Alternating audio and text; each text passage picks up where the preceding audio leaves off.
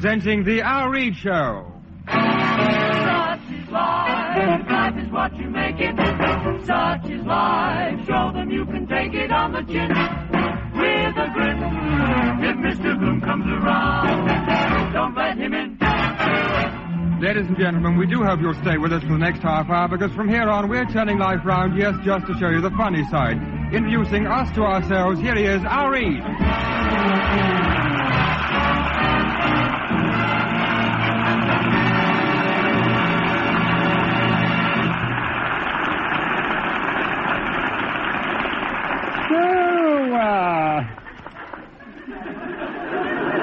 I just sat down reading, you know, and I heard this bump up the stairs. Well, I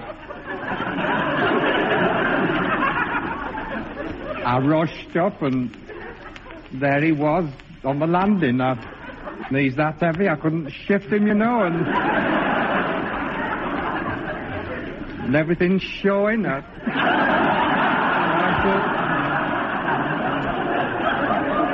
tried to cover him up the best way I could, you know, and it was all important. Well, I was in a right stew. I ran across the road. Well, they were out, and went next door, and no light there.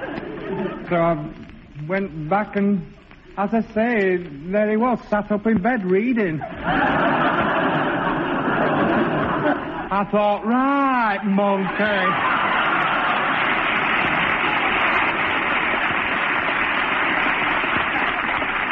Oh, did I disturb you? I'm awfully sorry.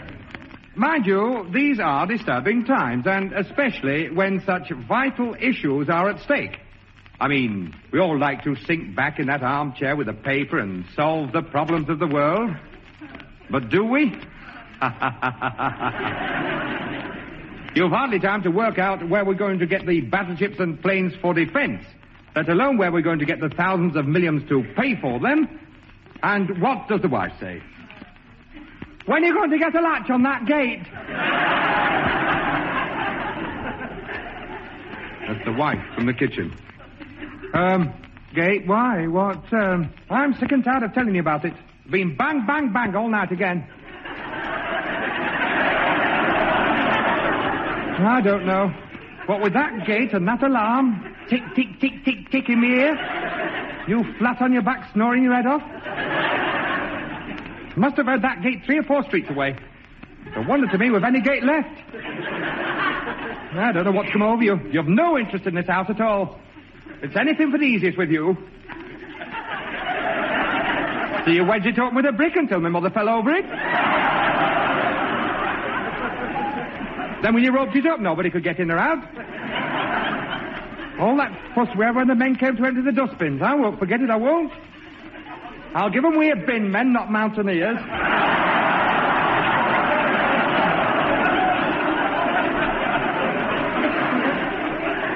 Well, all right. I'll soon fix the gate for you. You touch nothing. Thing you're fixing before. The rows we've had over that lock on that bathroom door. You see, you fixed that. And the first time you had a bath, I had to run round for the joiner to get you out.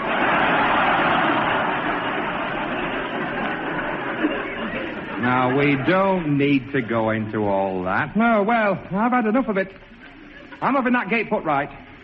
I've asked them to send a man down to make a proper job of it. A man, just to put a latch on the gate? Why'd you do things like that? Good heavens. It's only 5 minutes of a job. It's only a matter of 2 screws.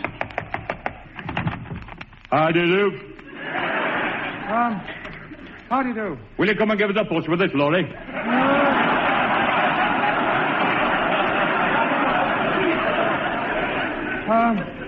Pardon? I say, can you come and give us a push? We're stuck. Well, I can't see what that's got to do with me. You will do. It's stuck in one of your flower beds. Well, I thought you'd come to fix the gate. Gate? You can forget that. I say you can forget that. That fell in bits as soon as he took the engine off. Have you seen your gate post? No. Rotten right through. I wouldn't hang me hat on there, never mind a gate.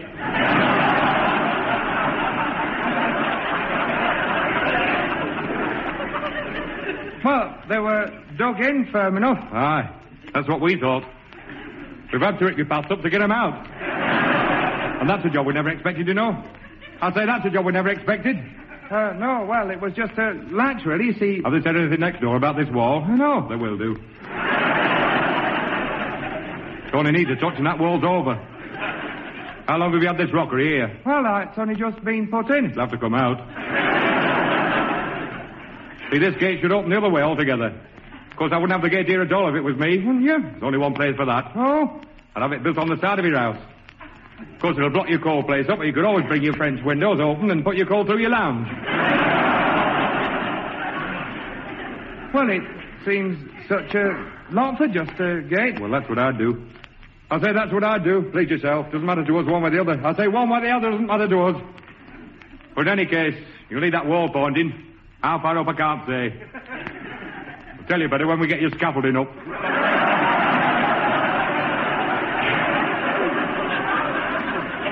Anyway, we'll see you tomorrow. Do you mind if I take one of these bricks? No, what for? If I don't wedge that gate tonight, my wife will throw me out.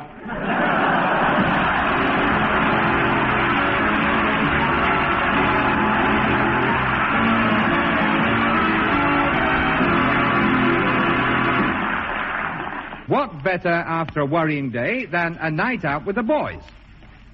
Have some fun, that's the thing. But as you get home, fumble to find your key and realize it's later than you thought it was, you've hardly time to shout through the letterbox, "It's only me, love." And what greets you? "It's a wonder to me you'd the cheek to come home at all."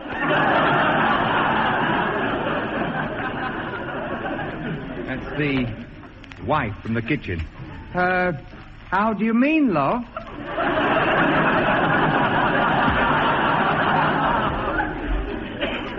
Where do you think you've been till this time? This is the 5th night running we've had this caper. You can just come out of that oven. I've given your tea to the cat.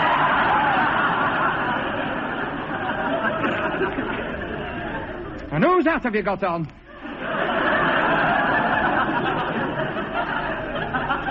You're getting with the wrong set altogether. See, it was 1:15 when they trundled you home last night. You'd been somewhere. And come here. Come here. How long have you been using women's perfume? I'll have you followed one of these nights. Not safe to be let out. I heard all about the works dinner, getting yourself sat next to that Sylvia out of the office.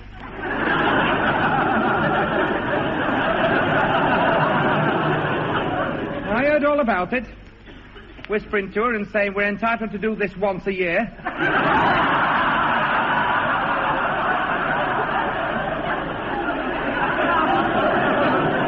And putting your arm round her and saying, "Come on, let's do 3 years in."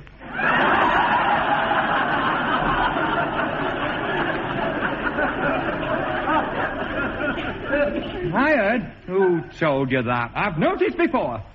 You make too much fuss of her. It was just the same at that dance we went to. You see, you were all over her there. I could have smacked your face when you helped her on with that fur coat. Then when I asked you to pass mine, you said, "Oh, what did you bring that thing for?"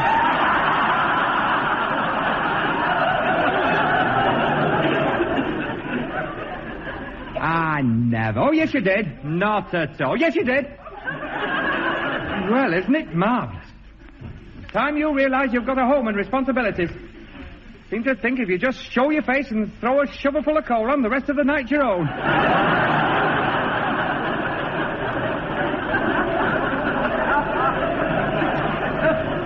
It's getting that way. I only know you from the back.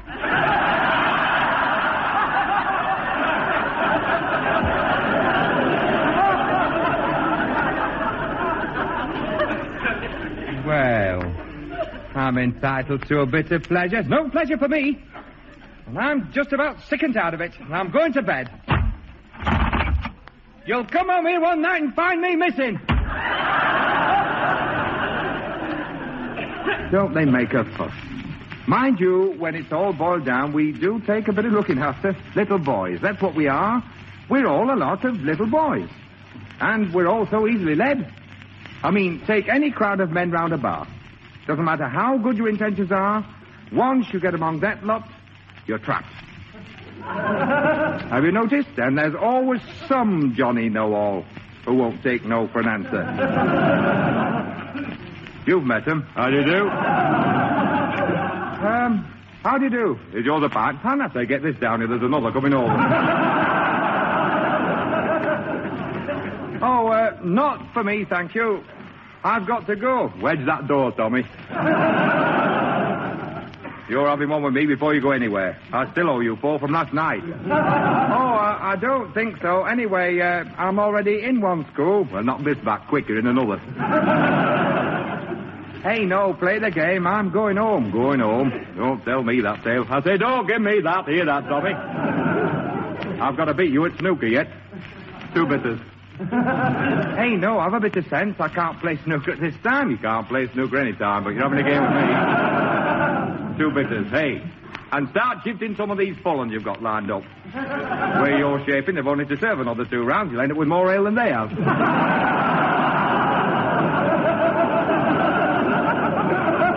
Oh, not for me, thank you. I know when I've had enough. I can see that. You've been struggling with a bottle of stout all night. Well, I'll bet there's half of that down the front of your tie. Talk about lifting steel girders.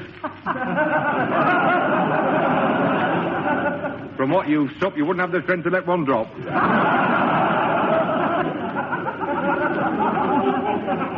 You're not worried about your missus, are you? I say you're not worried about your missus, are you? No, but she will be wondering where I am. I wouldn't give it a second thought. So you know where she is? Yes. What the hell are you worried about?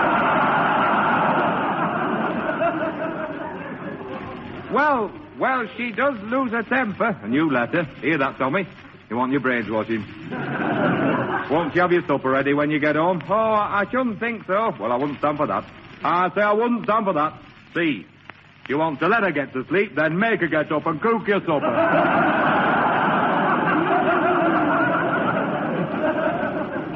And then don't eat it.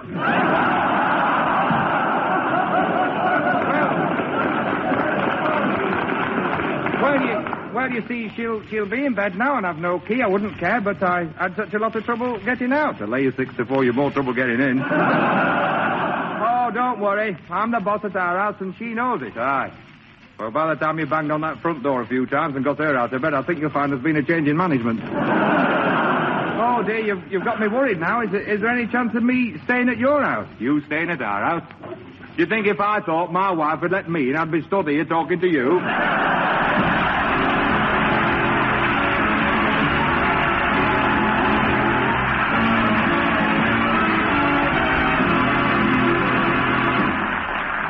For cheeky youngsters, you'd go a long way to beat the kid I saw in the hairdresser's shop the other day. Came in with his father, and from the moment he got inside the barber's shop, none of us had a moment's peace.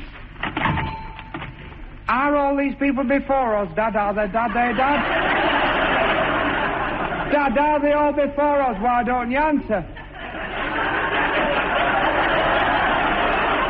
My mother won't half shout when we get home. You should have brought me last week like my mother said, shouldn't you, Dad? Leaving things till the last minute like you always do. Oh, look, there's Mr. Jones. He can't find a seat. There's one over there. He's racing that old man for it. He'll get it. He won't. Oh, that's not fair, is it, Dad? He stripped him up. Hello, Mr. Jones. Where's your other face? Oh, yes, he has, Dad. Told Mother he was two-faced yesterday. Hello, old man. What's the matter with his head, then? Bald? What's bald, Dad? Hasn't any hair on. Why, Dad? Why, Dad? Why, Dad? Why? Why hasn't he any hair on? Did it come off? Will mine come off, Dad? I'll be bald then, won't I? Dad! Will you still love me when I'm bald? Hey, Dad! Dad! Have you seen what it says on that notice? Children under 7, half price. Why did you tell the barber I was 6 when you know very well I'm 8 and a half? Hey! Hello, Mr. Barber. Hello, Mr. Barber. My dad has a strap like yours. How are you going to hit that gentleman with it? Oh, see!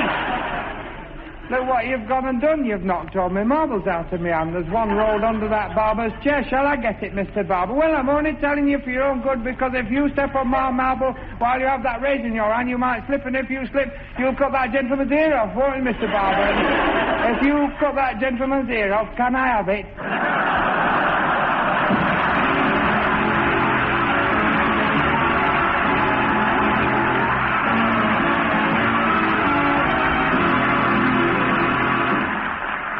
Here and now, we're taking the lid off The Joys of Motoring.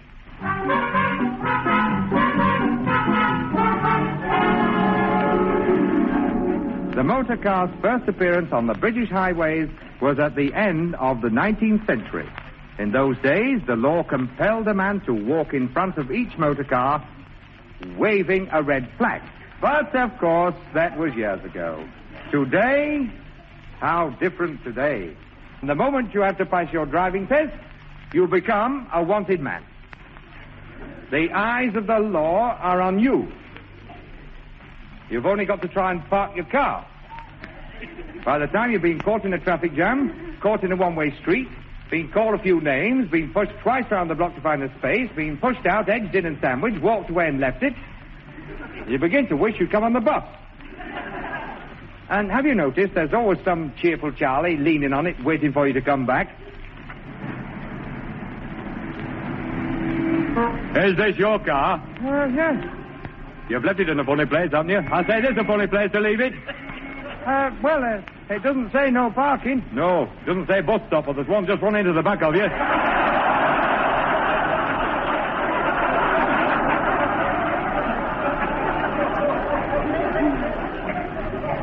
Oh, dear. I'd better try and get it started. Started? The two policemen just covered themselves in oil trying to stop it. He's taking your number. Oh, dear, I'd better get it shifted. You'll have a job. They'll let your tires down. Of course, I blame the authorities. I defy anybody to work this lot out. Well, you can see for yourself. Just look at these signs they put up. Waiting restricted, 6 to 6:30, but not more than 30 minutes in any one period of 2 hours.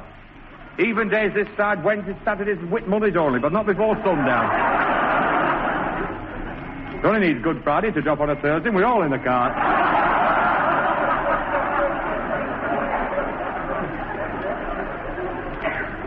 But, of course, we can stop all this if we leave our car on an official car park. In a matter of seconds, you can back your car safely into the smallest space merely by following the directions of the man in charge. Come on, come on. Left hand down, hard over. Get your left hand right down. Left hand, left. Whoa! You'll have to go forward. Go on. No, don't straighten up. Forward on that lock. Now back as you are. Back as you are. Right hand down a shade. Come on. Come on. You've 6 inches. Right hand. Right hand. Right hand. Whoa! Hold it. Hold it. Don't do anything. Luke. When I say right hand, I mean right hand facing me. Is that clear? Now we'll try again. Now, straighten up and go forward. Forward. Forward, I said. You know, you're not helping me at all. Now, come back at that. Come on a mile. Come on. Come on. See, don't keep watching that side. I'll do that. Look, if it'll help you at all, shut your eyes.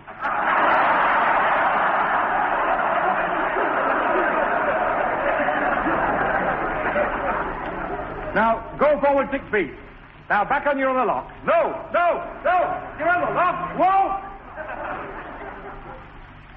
Switch it off altogether and come out. Leave yours where it is. I'll shift all the others.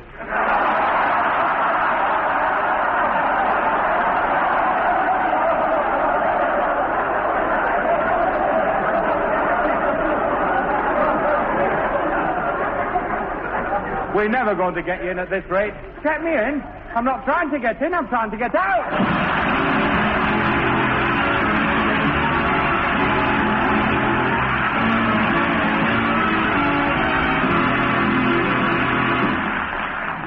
we don't seem to be able to do without that, do we? Mind you, there are so many things in life we can't do without. For one thing, we wouldn't get very far without teeth. Good teeth are worth taking care of, and at the first twinge of pain, we should all know how to deal with the trouble, to remain cool, calm, and collected. But do we? Let one start to ache in the middle of the night, and what do you get? If you're going to do a war dance, either draw the curtains or get something on.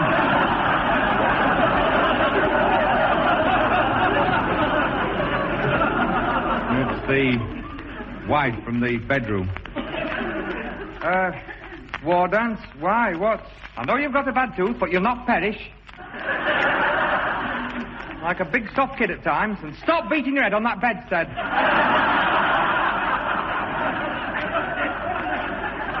That's the third night running we've had this pantomime. Well, I'm worn out with it. I thought we could get a decent night's sleep. I'd willingly have two of mine out. And see, if you're going to keep stuffing that sheet in your mouth, use your arse.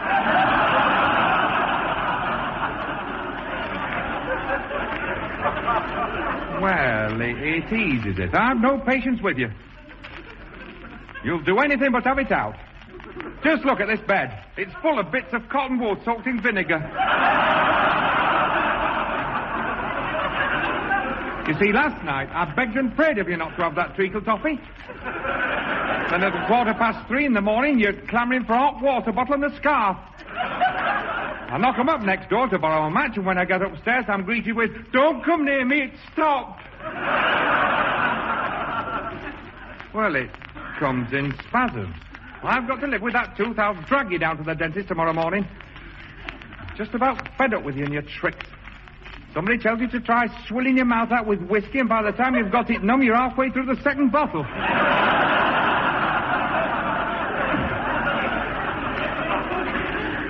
Well, I couldn't feel it for 2 days. You couldn't feel anything.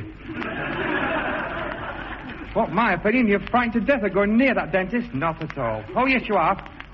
All you men, you're all alike. You're all soft, a lot of you. See, if you'd one half to go... Now, that's enough. I'll only let him have a look at it. He'd put that tooth right in two. Have you finished? Not fair that I should go without sleep. Have you done?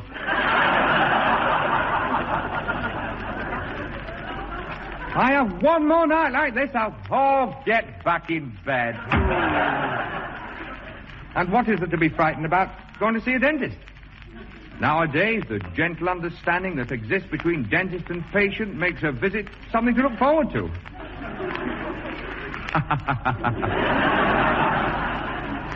By the time you've walked past the door a couple of times, climbed the steps, taken a few deep breaths and plucked up courage to ring the bell, you begin to wish you'd never been talked into it.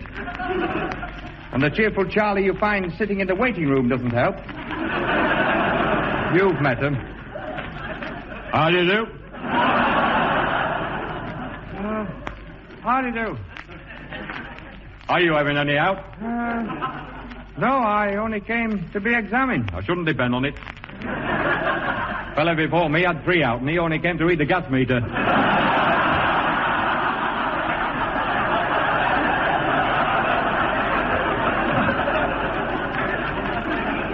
There's one in there now going through it.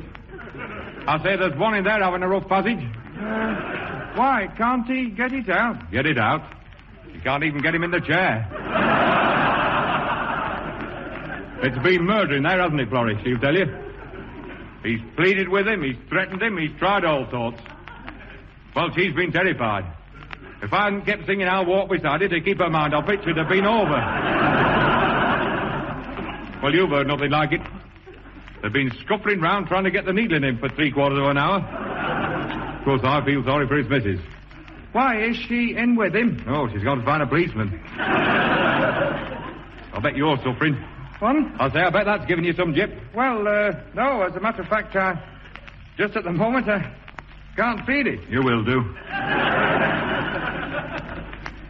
He has a nasty habit of breaking it off and leaving half in.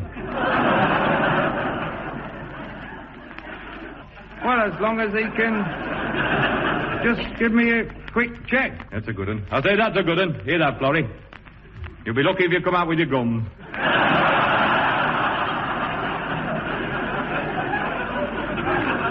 Well, I heard he was very obliging. Ah, he is. That's why you've got to watch him. If you want one filling, he can't find the hole, he'll make one.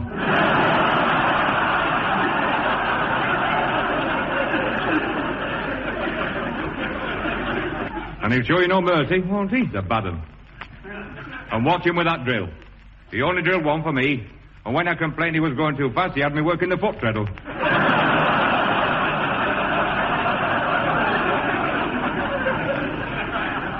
Well, I don't know what to do now. If he takes again tonight, my wife's going to throw me out of the bedroom window. Good idea. And when she does, tell her to hang on to the tooth and you'll both be happy. Such is life. Life is what you make it. Such is life. Show them you can take it on the chin with a grin when Mr. Gloom comes around. Don't let him in. Life's that way. Today you're feeling happy, but tomorrow joy may turn to strife. One thing I found out, there's nothing you can do about it. Such is life. You've been listening to the Al Read Show, starring Al Read. Originally produced in the north of England by Ronnie Taylor, this programme was compiled by Mike Craig.